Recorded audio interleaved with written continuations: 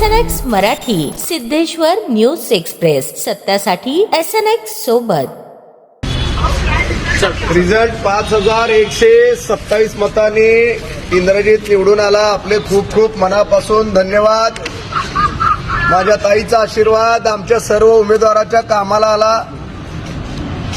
खालचे हो तिन्हीच्या तिन्ही सीट निवडून आले। ताई